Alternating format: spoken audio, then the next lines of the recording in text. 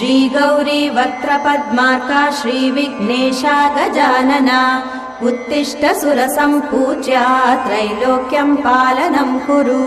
श्रीगौरी वक्त्रपद्मार्का श्रीविघ्नेशा गजानना उत्तिष्ठ सुरसम्पूज्या त्रैलोक्यं पालनं कुरु उत्तिष्ठोत्तिष्ठ हेरम्बा उत्तिष्ठ गणनायका